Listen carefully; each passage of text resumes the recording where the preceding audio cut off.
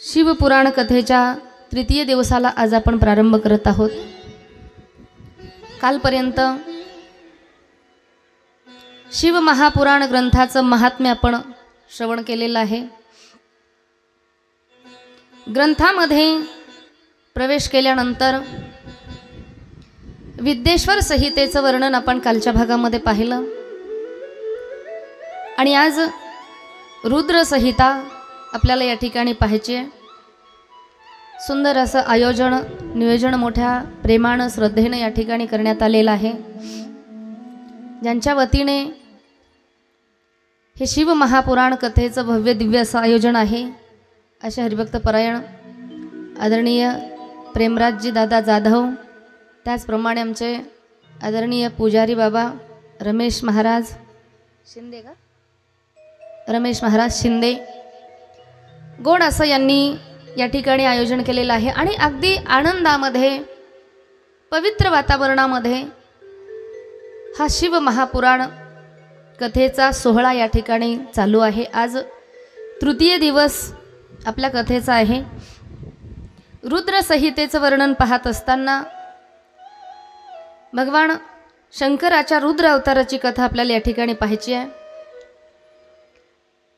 भगवान शिवांचा अगरबत्त्या थोडं कमी करा, इथल्या मंदिरात पाठवून द्या। धूप आहे का अगरबत्ती आहे? नाही, मंदिरातच द्या। भगवान रुद्र भगवान प्रगट झाल्याबरोबर त्या ठिकाणी रडू लागले। असा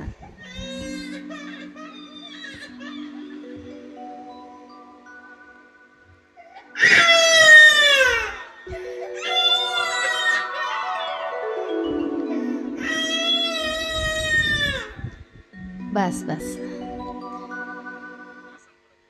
वाजवा ना टाळी एकदा। असं रुद्र भगवंताच्या प्रागट्याची कथा आपण या ठिकाणी पाहतोय। नारद महर्षी ब्रह्मदेवाला त्या ठिकाणी हा कथाभाग विचारत आहेत आणि इथे पहिल्यांदाच कथेमध्ये नारदाचं त्या ठिकाणी वर्णन आलेलं असल्यामुळे नारदांच्या पूर्ण जन्माची कथा या ठिकाणी आलेली आहे की हे नारदजी त्या ठिकाणी मागच्या जन्मामध्ये दासी पुत्र होते। एका दासीच्या घरी त्यांना जन्म घ्यावा लागला। भागवतामध्ये ही कथा आपण ऐकतोय। मग दासीच्या घरी जन्म का घ्यावा लागला तर त्याचं कारण शिवपुराणामध्ये आहे की ज्या वेळेला स्वर्ग लोकामध्ये देवतांच्या सभेमध्ये नारद महर्षी हे गायन करण्याचं काम करत होते। अतिशय महत्त्वाची भूमिका नारदाची होती।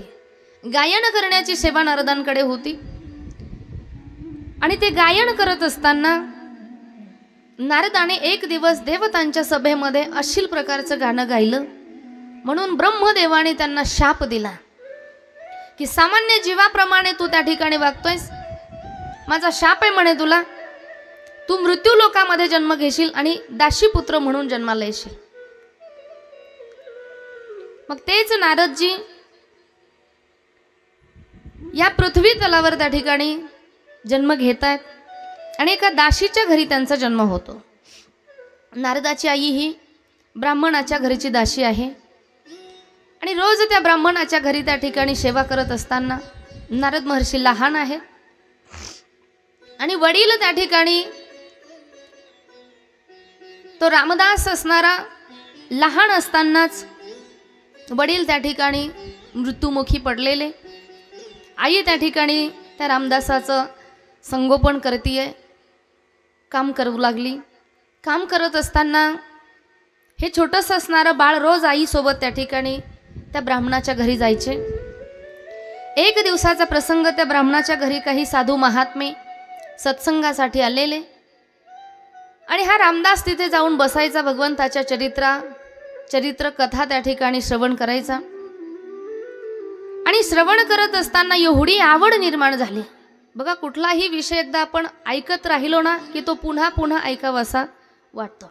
जोपर्यंत आपण तो विषय ऐकत नाही तोपर्यंत आपल्याला त्याची आवड निर्माण होत नाही। एकदा का तो विषय आपल्याला ऐकायला मिळाला ना की मग तो पुन्हा पुन्हा ऐकावंसा वाटतो. जसं संत सांगतात की खादलेचे खावे वाटे, जे आपण एकदा खाल्लंय ते पुन्हा पुन्हा खावंसं वाटतं. आता कुणाला काय नाही का, प्रत्येकाची आवड वेगवेगळी असते. तसं रामदासाला श्रवणाची आवड लागली. रोज त्या ठिकाणी संत महात्म्यांच्या समोर बसून ते चरित्र त्या ठिकाणी कथा श्रवण करू लागलं. आणि एक दिवसाचा प्रसंग जेव्हा ते साधू महात्मे जायला निघाले, तेव्हा हा रामदास त्या संत महात्म्यांच्या पाठीमागे जाऊ लागला. मला पण तुमच्या सोबतच यायचंय म्हणे. पण त्या साधूंनी सांगितलं, म्हणे रामदास, तुझी आई त्या ठिकाणी म्हातारी आहे, तू लहान होतास तुझे वडील त्या ठिकाणी वारले, तुझ्या आईने कसं बसं तुला सांभाळलं, मोठं केलं. आता तुझी जबाबदारी आहे की तुझी आई म्हातारी झाल्यानंतर तू तिचा सांभाळ केला पाहिजेस. जसं खडतर परिस्थितीमध्ये तिने तुला सांभाळले ना, तसं परिस्थिती काहीही असो, अनुकूल असो प्रतिकूल असो, त्या परिस्थितीमध्ये तू सुद्धा तुझ्या आईचा सांभाळ केलाच पाहिजे. आणि वास्तविकता हीच आहे की प्रत्येक मुलांनी आपल्या आई वडिलांचा सांभाळ पुत्रवत त्या ठिकाणी केला पाहिजे. आपल्या मुलाप्रमाणे आपण आई वडिलांचा सांभाळ केला पाहिजे. आहेत तोपर्यंत सांभाळलं पाहिजे. गेल्यानंतर मग आपण किती मोठे श्राद्ध घालतोय, किती मोठं अन्नदान करतोय, याला काही महत्त्व नसतं. माईबाप आहेत तोपर्यंत माईबापाची किंमत कळाली पाहिजे. आहेत तोपर्यंत त्यांना आनंदी ठेवण्याचा प्रयत्न केला पाहिजे. की जसं की आमच्या जाधव परिवारामध्ये बऱ्याच वर्षापासून आमची ओळख असल्यामुळे त्यांचेही आई वडील त्या ठिकाणी त्यांना सोडून गेलेले आहेत, पण होते तोपर्यंत त्यांनी जीवापाड त्यांना जपलेला आहे, जीव लावलेला आहे. आणि गेल्यानंतरही ज्या काही विधी असतात त्या तर कराव्याच लागतात, पण आहे तोपर्यंत जपलं पाहिजे. कारण गेल्यानंतर किती आपण दान धर्म करतो याला काही महत्त्व नसतं. कारण ताजमहल जगाने पाहिला पण मुमताजने नाही पाहिला, हे जगातलं सत्य आहे.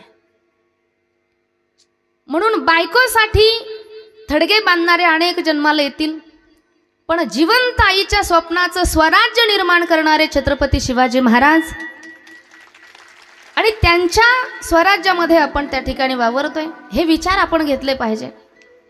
माईबाप जिवंत आहेत तोपर्यंत आपण त्यांच्या इच्छा आकांक्षा पूर्ण केल्या पाहिजे. आज नारदाला ते संत महात्मे समजावून सांगतात की तुझी आई जोपर्यंत जिवंत आहे तोपर्यंत तुझी जबाबदारी आहे, तू आईचा सांभाळ केला पाहिजेस. ते साधू महात्मे त्या ठिकाणी निघून जात आहेत. आणि आता रामदासची आई असणारी म्हातारी झाली होती. एक दिवसाचा प्रसंग, अंधार पडलेला होता आणि गायीची धार काढण्यासाठी ती गेली.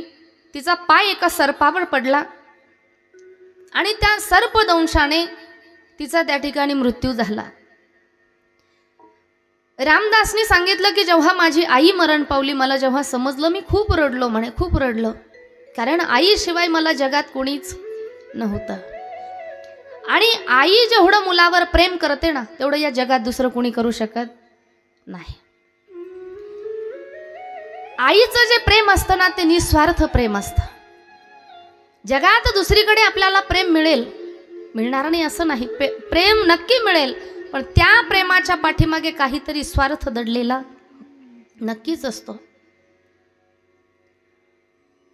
एखाद्या वेळेला प्रतिकूल परिस्थिती असते,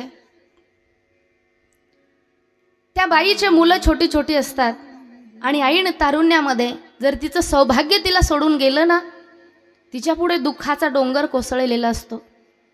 जगण्याची सुद्धा तिची इच्छा आता शिल्लक राहत नाही. क्षणासाठी विचार करते की आता कशासाठी जगू मी, काय माझं शिल्लक आहे. पण जेव्हा त्या छोट्या छोट्या लेकरांकडे पाहते ना, त्यावेळी एवढं मोठं दुःख झालेलं असून सुद्धा पुन्हा त्या ठिकाणी स्वतःला सावरते, विचार करते की नाही, माझ्या लेकरांच्या डोक्यावरचा बापाचा हात तर आता गेलेला आहे, पण त्यांना मलाच आता सांभाळावं लागणार आहे, मला धीर सोडून चालणार नाही, हा विचार करणारी आई आहे. आणि त्या मुलांना लहानाचं मोठं करत असताना अनेक प्रकारचे त्रासही सहन करत आहे. काबाड कष्ट करते, लोकांची धुनी भांडी करते, पण त्या मुलांना कसल्याही गोष्टीची कमी पडू देत नाही. एखाद्या वेळेला सण असेल ना तर स्वतः जुनं वस्त्र घालते, पण त्या मुलाला हलकं का असेना पण नवीन वस्त्र आणण्याचा प्रयत्न करते. कारण विचार करते की अरे शेजाऱ्या पाजारच्या मुलांचे नवीन कपडे जर पाहिले माझ्या मुलाने तर माझं बाळ विचार करील की माझे बाबा असते तर त्यांनी मला नवीन कपडे घेतले असते.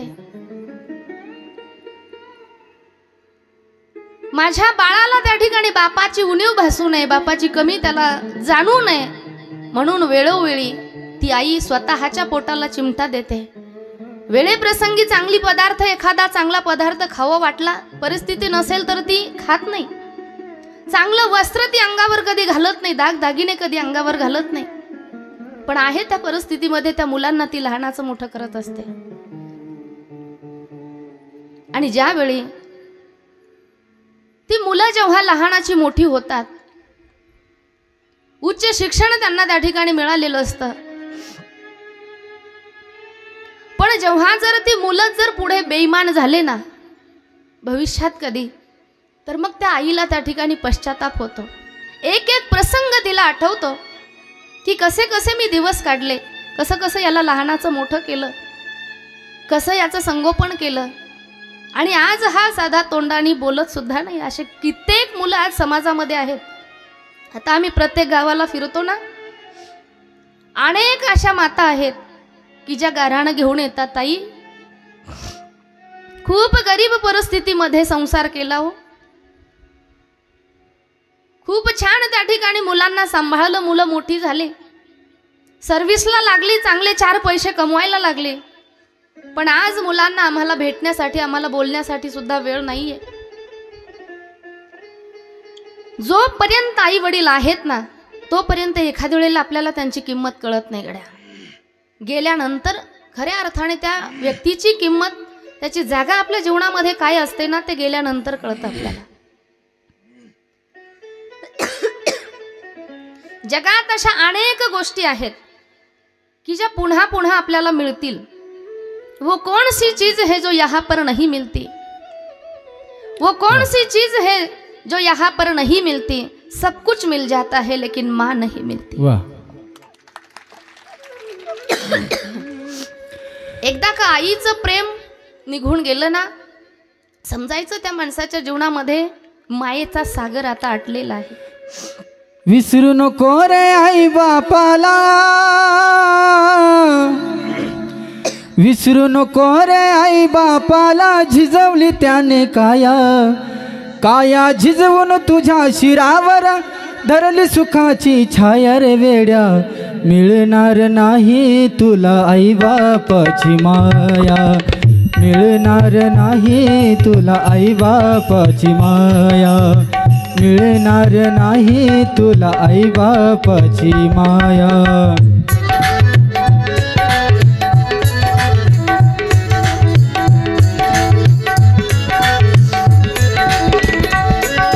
विसरू नको रे आई बापाला, विसरू नको रे आई बापाला, झिजवली त्याने काया, काया झिजवून तुझ्या शिरावर धरली सुखाची छाया रे वेड्या, मिळणार नाही तुला आई बापाची माया, मिळणार नाही तुला आई बापाची माया.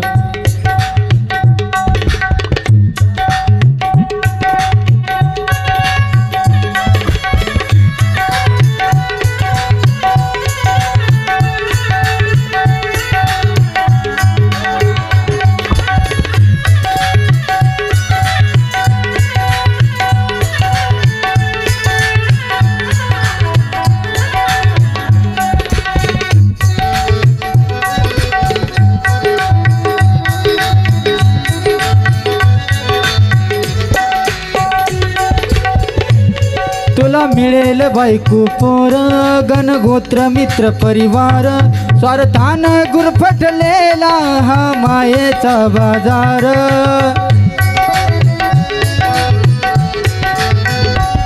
तुला मिळेल बायका पोर, गणगोत्र मित्र परिवार, स्वार्थान गुरफटलेला हा मायेचा बाजार जीवनामधली अमोल संधी जीवनामधली अमोल संधी नकोस घालू वायर वेड्या मिळणार नाही तुला आई बापाची माया मिळणार नाही तुला आई बापाची माया मिळणार नाही तुला आई बापाची माया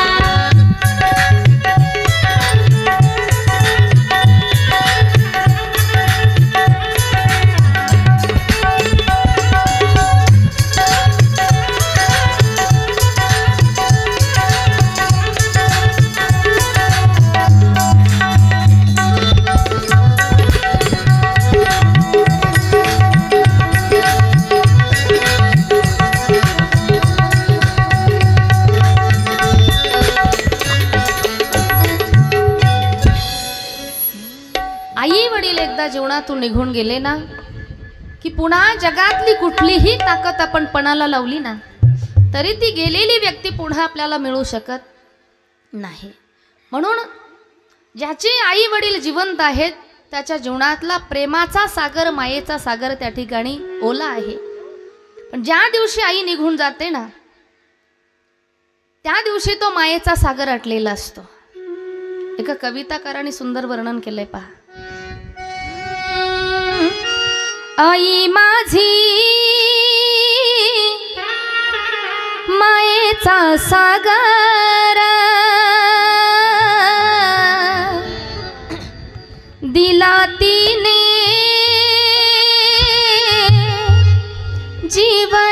जीवनाकार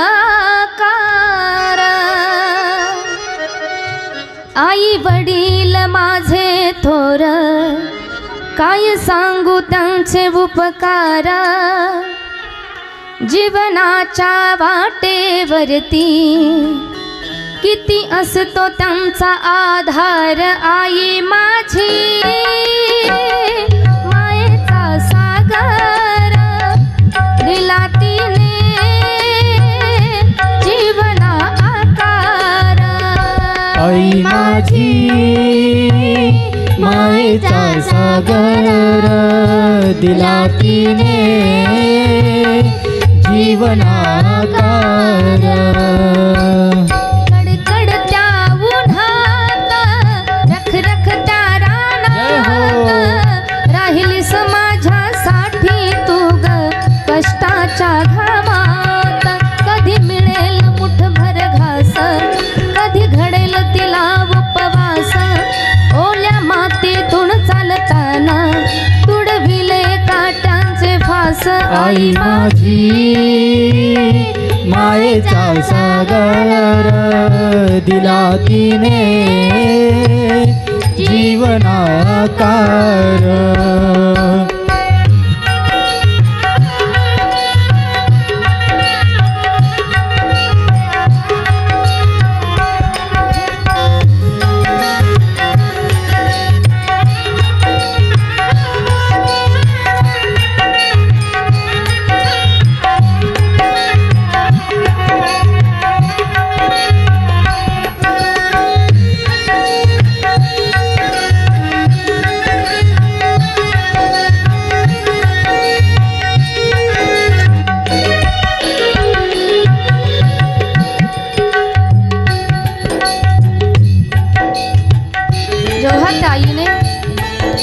मुलांना त्या ठिकाणी लहानाचं मोठं केलेलं असतं. अनेक त्रास ती आई त्या ठिकाणी सहन करते. 9 महिने 9 दिवस त्या ठिकाणी त्या मुलाला आपल्या उदरामध्ये वागवते. बघा, विचार जर केला आपण तर एखाद वेळेला आपल्या शरीरामध्ये जर 20 ग्रामची जर एखादी गाठ निर्माण झाली ना तरी आपण ती सहन करू शकत नाही. काहीच दिवसात आपण डॉक्टरांकडे जाऊन ती गाठ काढून घेतो. पण 2.5-3 किलोचा तो गोळा ती आई त्या ठिकाणी गर्भामध्ये वागवते. अनेक उपकार त्या आईचे आपल्यावरती असतात. आपल्या रक्ताचं दूध बनवून ती आई आपल्यासाठी पाजते. आपल्या हाडांसाठी ती कॅल्शियम आपल्याला देते. आणि ज्या वेळेला एखादी गरोदर स्त्री जर असेल ना तर तिला चालताना उठताना त्रास होतो, दम लागतो. कारण तिला श्वास घेण्यासाठीही त्रास होतो.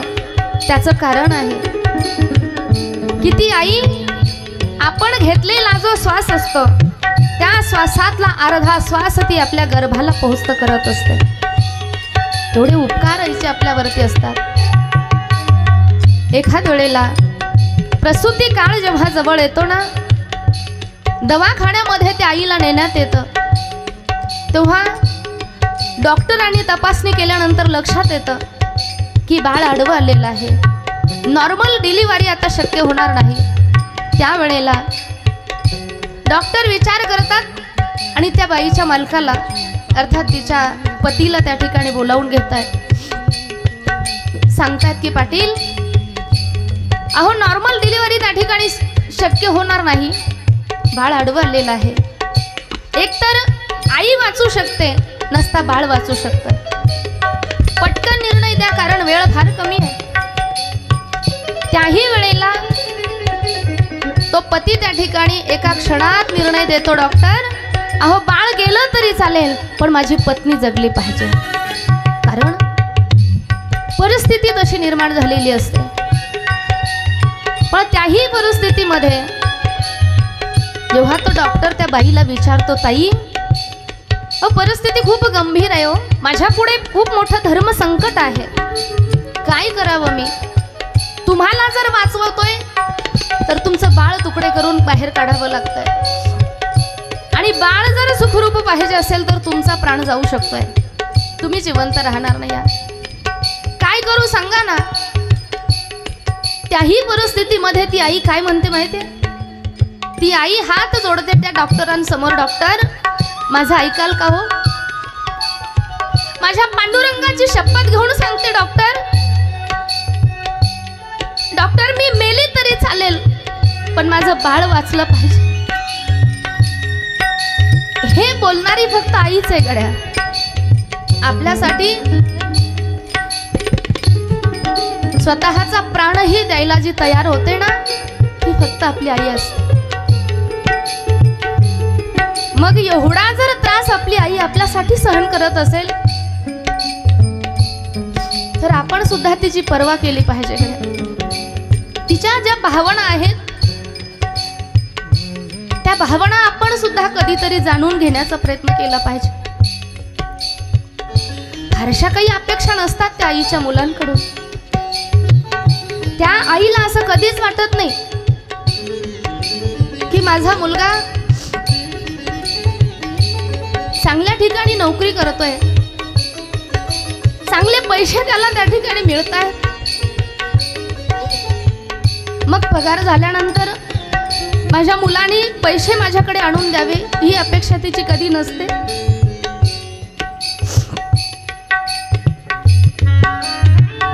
किंवा एखादा सण आला, माझ्या मुलाने मला भारीची नाटी घ्यावी, भारीची साडी घ्यावी, अशी ही अपेक्षा ती आई कधीच करत नाही. फक्त एकच प्रामाणिक तिची इच्छा असते की ज्या वेळेला माझा मुलगा कामावरून येईल, शेतावरून येईल, तेव्हा त्याने फक्त मला म्हणावं की आई तू जेवलीस का ग? तू बरी आहेस ना? तू गोळ्या तर घेतल्यास ना?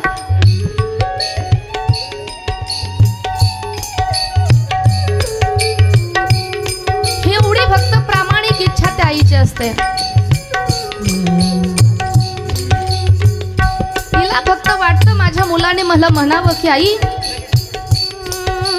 नभीची चांदणी तू ग, चंद्राची पोर, शीतल तुझी छाया मला हवी जीवनभर, शीतल तुझी छाया मला हवी जीवनभर, तुझ्या शीतल छाये खाली उभं आयुष्य जगेल, आई देवापासी मी ग, आई तुलाच ग मागेल, आई माझी माये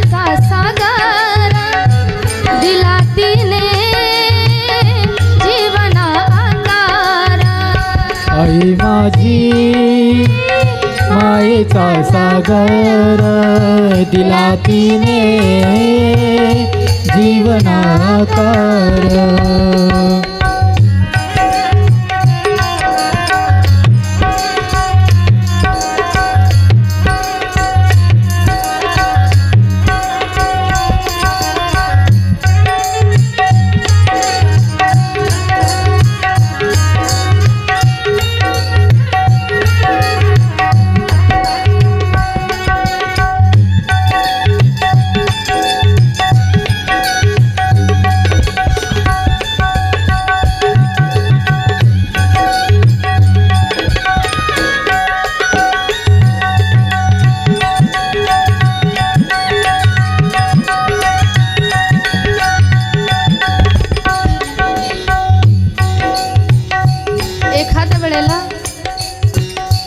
लहान वय असताना जर आई वडील त्या बाळाला सोडून गेले ना तर खऱ्या अर्थाने त्याला विचाराकडे आईची किंमत जीवनामध्ये काय असते. असं म्हणतात की लहानपणी माणसाचे आई वडील सोडून जाऊ नये. तारुण्यामध्ये जीवनाचा जो जोडीदार आहे मग ती पत्नी असो किंवा पती असो, तारुण्यामध्ये जीवनसाथी कधी सोडून जाऊ नये आणि उतार वयामध्ये म्हातारपणामध्ये त्या आई वडिलांचा मुलगा कधी त्याला सोडून जाऊ नये.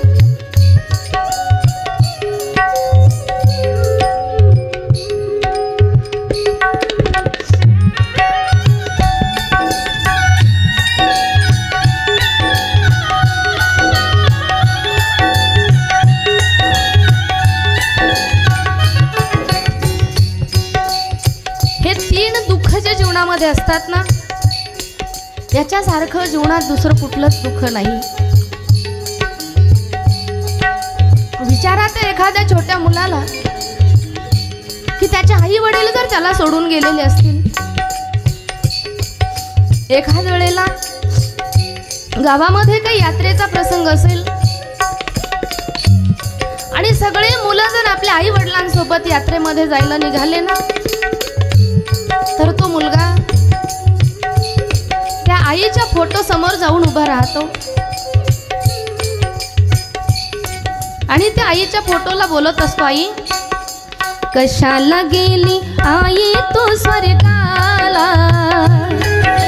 कशाला गेली आई तू स्वर्गाला, कोण वागवेल तुझ्या या बाळाला, कशाला गेली आई तू स्वर्गाला, कशाला गेली आई तू स्वर्गाला, कोण वागवेल तुझ्या या बाळाला.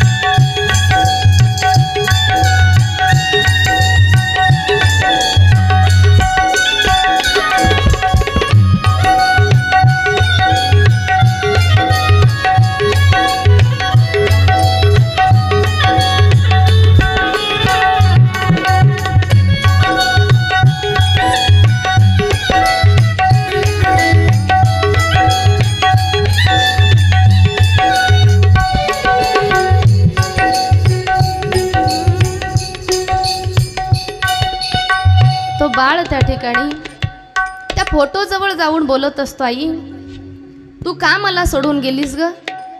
सगळी मुलं त्या ठिकाणी आपल्या आई वडिलांच्या सोबत यात्रेमध्ये फिरतायत. सांग ना ग आई, मी कुणाकडे हट्ट करू, मी कुणाकडे एखादी वस्तू मागू. खऱ्या अर्थाने त्या मुलाला कळते आईची किंमत काय आहे. म्हणून जोपर्यंत व्यक्ती जीवनामध्ये जिवंत आहे ना, तो कोणी असो गड्या, ती आई असो, ते वडील असो, तो भाऊ असो, ती बहीण असो किंवा जीवनाचा जोडीदार असो, आहे तोपर्यंत आपल्याला त्याची किंमत कळाली पाहिजे. पण बऱ्याच वेळेला असं होतं, आहे तोपर्यंत आपल्याला त्या व्यक्तीची किंमत कळत नाही. आहे तोपर्यंत भांडण तंटे, बोलायचं नाही, रागावं, ह्या सगळ्या गोष्टी चालत असतात. पण जेव्हा ती व्यक्ती आपल्या जीवनातून निघून जाते ना, मग मात्र फक्त पश्चाताप आणि पश्चातापच शिल्लक राहतो. म्हणून व्यक्ती आहे तोपर्यंत आपल्याला त्याची किंमत कळाली पाहिजे. आई वडिलांचेही अनेक उपकार आपल्यावरती असतात. जसं आईचे उपकार आपण अनेकदा ऐकत असतो. आई एखाद वेळेला बोलूनही मोकळी होते, रडून त्या ठिकाणी तिचं प्रेम दाखवते. पण जेवढं प्रेम आईचं आपल्यावरती असतं ना, त्यापेक्षाही कैक पट्टीने प्रेम त्या बापाचं सुद्धा आपल्यावर असतं. पण त्या बापाला ते प्रेम दाखवता येत नाही.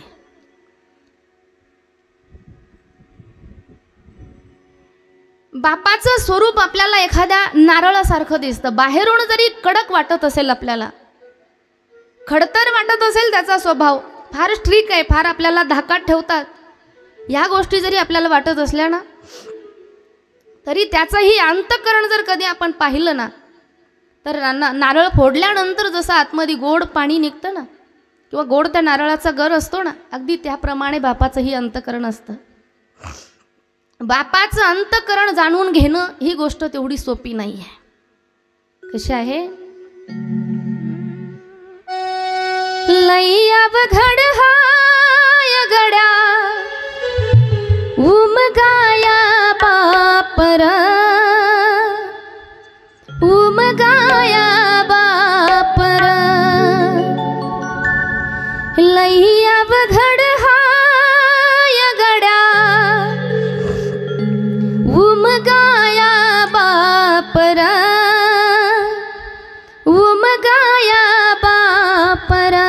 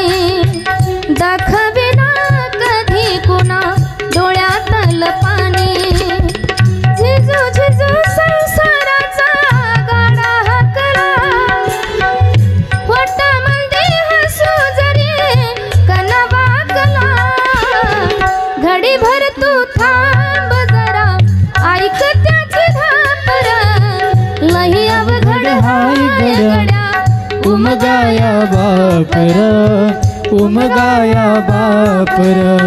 लई अवघड हाय गड्या उमगाया बापर, उमगाया बापर. मुकी मुकी माया त्याची मुकी घाल मेल, लेकराच्या पायी उभा जन्म उधळेल. आधाराचा वड जणू वाकल आभाळ, पाचोळाचा त्याच्या विना जिन रानमाळ. घडीभर तू थांब जरा ऐक त्याची धापर, लई अवघड हाय गड्या उमगाया बापर, उमगाया बापर. लई अवघड हाय गड्या उमगाया बापर, उमगाया बापर. किती जरी लावला तू आभाळाला हात, चिंता तुझी मुक्कामाला त्याच्या काळजात. वाच त्याच्या डोळ्यातली कधी कासविशी, तुझ्या पायी रावण बी आहे त्याची खुशी. घडीभर तू थांब जरा, ऐक त्याची धापर, लई अवघड हाय गड्या उमगाया बापर, उमगाया बापर, लई अवघड हाय गड्या उमगाया बापर, उमगाया बापर.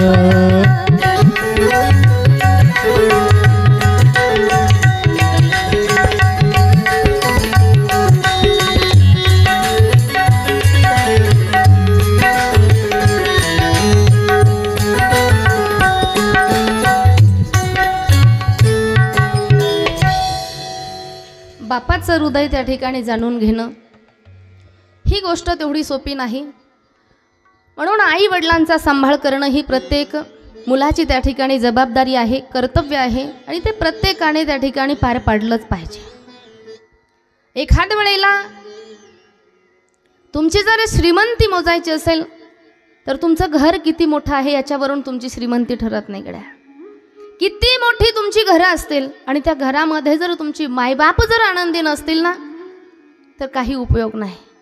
4 पत्राचं जरी तुमचं झोपडं असेल पण त्या झोपड्यामध्ये सुद्धा जर तुमचे आई वडील जर आनंदी असतील ना तर जगातले सगळ्यात श्रीमंत तुम्ही असाल, सगळ्यात श्रीमंत.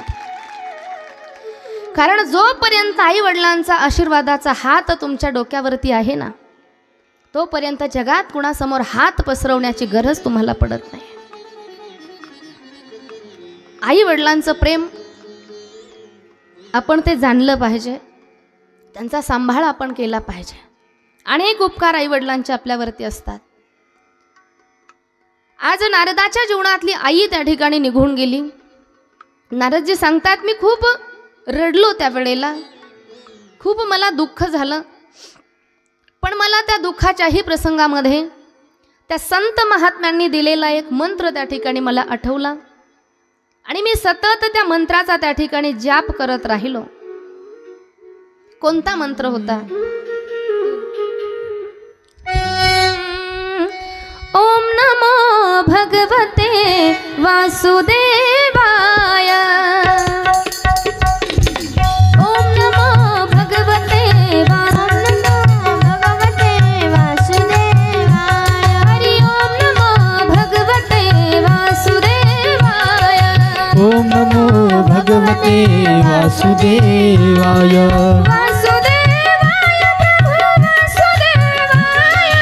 वासुदेवाय प्रभु वासुदेवाय,